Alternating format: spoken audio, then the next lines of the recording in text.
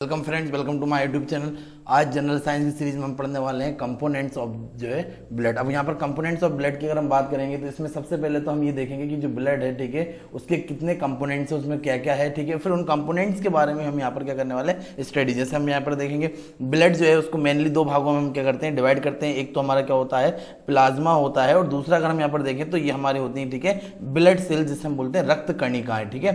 तो रक्त कणिकाएं, अब यहाँ पर रक्त कणिकाओं की अगर हम बात करेंगे तो रक्त कणिकाओं में तीन अलग होती है ना। एक होती है आरबीसी, ठीक है, एक होती है डब्ल्यूबीसी, एक होती है अपनी जो है प्लेटलेट्स, ठीक है। वहीं पर अगर हम यहाँ पर बात कर लें तो इसके बाद जो है प्लाज्मा ये अलग होता है। फिर प्लाज्मा यहाँ पर अगर हम देख लें तो आरबीसी अलग पड़ेंगे, डब्ल्यूबीसी अलग पड़ेंगे, और प्लेटलेट्स अलग पड़ेंगे, और प्लाज्मा को अलग पड़ेंगे, ठीक है। तो चलिए स्टार्ट करते हैं सेशन को। अब यहाँ पर अगर हम देखें तो सबसे पहले आपको ये याद रखना है, ठीक है, कि प्लाज्मा जो है रक्त का अगर हम क्लासिफिकेशन देख लें एक बार, तो रक्त का क्लासिफिकेशन क्या है, यानी कि ब्लड की क्लासिफिकेशन की बात करें तो ब्लड को मेनली दो भागों में बांटा गया है, ठीक है। अब दो भागों में किस किस में बांटा गया है, यहाँ पर देखें। अगर ब्लड के दो भागों की बात करेंगे तो पहला हमारा होता है प्लाज्मा, ठीक है। अब प्लाज्मा कितने परसेंट होता है बॉडी में, तो प्लाज्मा होता है लगभग 55%। अगर हम यहाँ पर देखेंगे तो जो हमारा आरबीसी, यहाँ पर अगर हम देखें अगली जो होती है वो होती है रक्त कणिकाएं।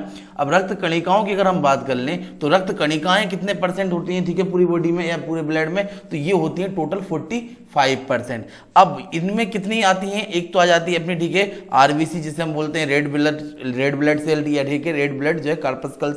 एक हो जाती है इसमें हमारी डब्ल्यूबीसी, जिसे हम बोलते हैं व्हाइट ब्लड जो है कार्पस्कल्स। और यहाँ पर एक हो जाती है हमारी ब्लड प्लेटलेट्स, ठीक है। और यहाँ पर अगर हम देखेंगे तो ये तीनों को हम अलग अलग पढ़ेंगे। इसके बाद हम देख लेते हैं कि जो प्लाज्मा है, ठीक है, जो कि लगभग 55% है, ये किस कलर का होता है, तो ये हल्का जो है हल्का पीले रंग का होता है। यहाँ पर इसका अगर हम रंग की बात करेंगे तो प्लाज्मा क्या है, हल्का पीले रंग का होता है। और इसका हल्का पीला रंग जो है वो किसके कारण होता है, तो एक पिगमेंट के कारण, यानी कि एक वर्णक के कारण होता है। और उस वर्णक का नाम हमें याद रखना है, उस वर्णक का नाम है बिलीरुबिन, ठीक है। उस वर्णक का नाम क्या है, बिलीरुबिन। बिलीरुबिन के कारण क्या होता है, ये हल्का पीला होता है। अब एक चीज और याद रखना है, इसको क्या बोला जाता है, ठीक है, अगर हम देखेंगे तो प्लाज्मा को बोला जाता है लिक्विड पार्ट ऑफ द, ठीक है, ब्लड। क्या बोलते हैं इसको लिक्विड जो है पार्ट ऑफ द ब्लड भी इसको बोलते हैं। क्यों, क्योंकि इसका जो है अगर हम देखेंगे तो यहां से क्या होता है, प्लाज्मा, जैसे ही हम जो है हमारे रक्त कणिकाओं को हटा देते हैं, बाकी बचा हुआ जो है वो प्लाज्मा हो जाता है।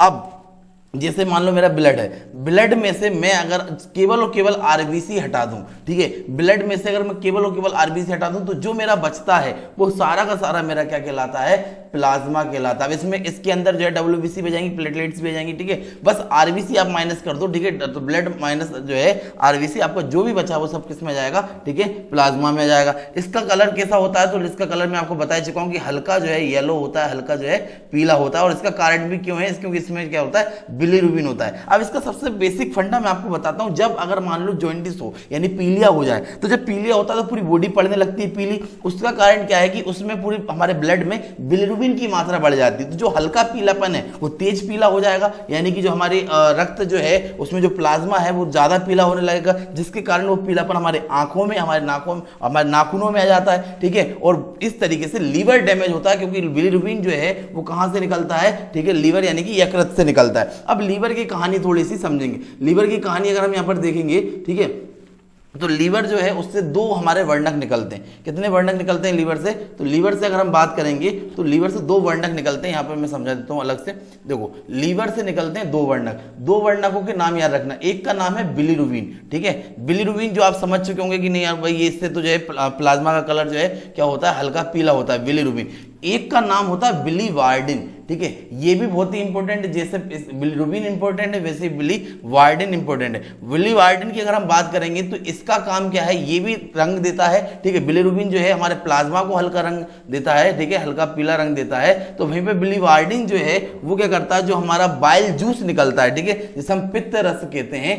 पित्त रस का अगर आपने कलर देखा हो तो उसका कलर होता है, ठीक है, कैसा, हरा। और पित्त रस को हरा कलर देने का काम करता है बिलीवार्डिन। अब ये दोनों वर्णक निकल रहे हैं लीवर से, ठीक है। अब लीवर से जब निकल रहे हैं तो अगर मान लो लीवर डैमेज हो, लीवर अपना कार्य जो है थोड़ी तीव्र गति से, कम गति से करने लगे, तो सीधी सी बात है भैया कि प्लाज्मा पे असर पड़ेगा, क्योंकि बिलीरुबिन निकलता है, और पित्त रस पे हमारा असर पड़ेगा, ठीक है। तो क्योंकि क्या है कि उसमें जो बिलीवार्डिन है वो कहां से निकल रहा है, लीवर से निकल रहा है। अब अगर हम यहां पर देखेंगे तो जब ब्लड में बिलीरुबिन की मात्रा ज्यादा होती है, ठीक है, याद रखना। यहाँ पर अगर बात करें जब ब्लड में जो है किसकी अगर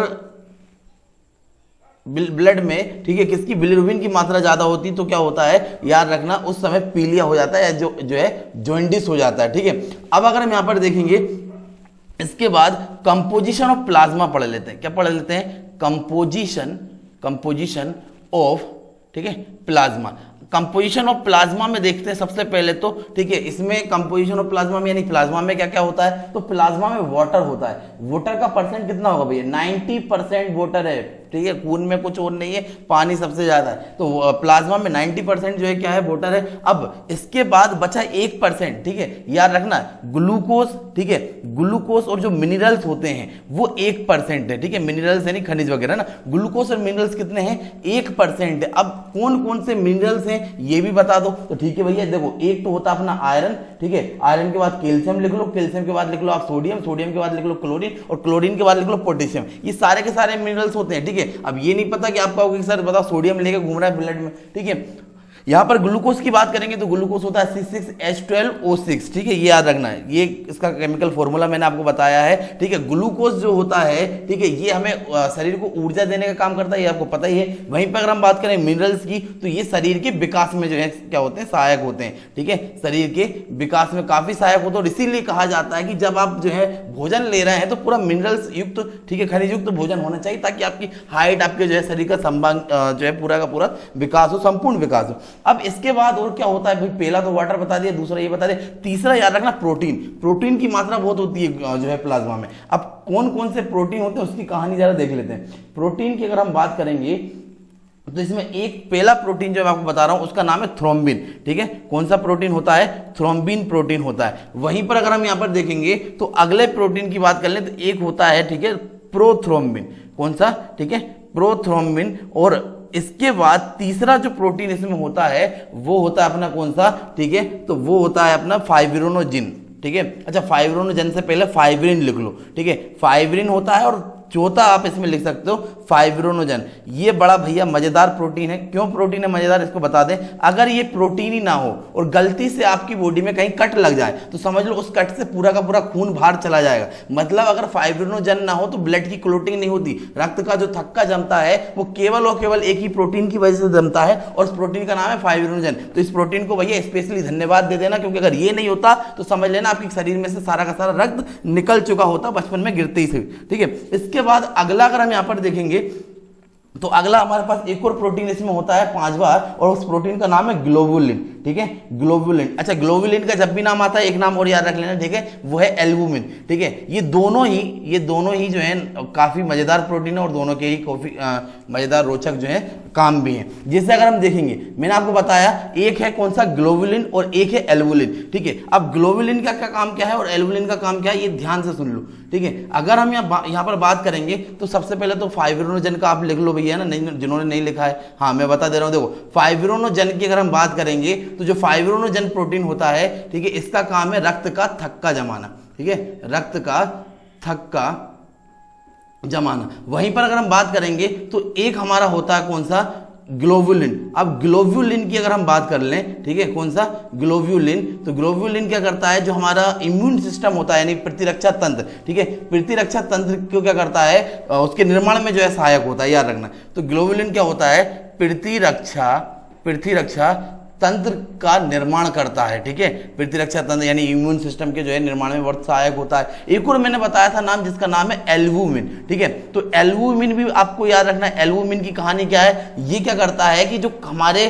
पदार्थ हैं, हमारे शरीर, हमारे ब्लड में जो खनिज वगैरह हैं, उनके जो है परासरण के लिए, ठीक है, तो यहाँ पर लिख लो पदार्थों के परासरण के लिए काफी सहायक होता है, ठीक है, पदार्थों के परासरण के लिए सहायक होता है। एक शब्द आप लोगों ने सुना होगा कि सीरम, हाँ बिल्कुल सुना होगा सीरम, है ना। देखो सीरम क्या होता है बता देता हूं। दरअसल मैंने आपसे कहा था कि अगर आरबीसी में माइनस कर दो, सॉरी आरबीसी में नहीं, ब्लड में माइनस कर दो आरबीसी, ठीक है। यहां पर हम देखेंगे, मान लो ये ब्लड है और ब्लड में से आप एक चीज माइनस कर दो आरबीसी यानी रेड ब्लड कार्पस्कल्स, तो हमारे पास जो बचता है वो कहलाता है प्लाज्मा, ठीक है। अब एक चीज और ध्यान रखना, जो बचा वो प्लाज्मा है, तो प्लाज्मा में से अगर मैं फाइब्रिनोजन प्रोटीन माइनस कर दूं, कौन सा प्रोटीन माइनस कर रहा हूं, फाइब्रिनोजन, याद रखना। जब प्लाज्मा में से मैं फाइब्रिनोजन प्रोटीन माइनस कर रहा हूं, इसके बाद जो बचता है मेरा वो कहलाता है मेरा सीरम। क्या कहलाता है? सीरम कहलाता है। ये आपको याद रखना है ना।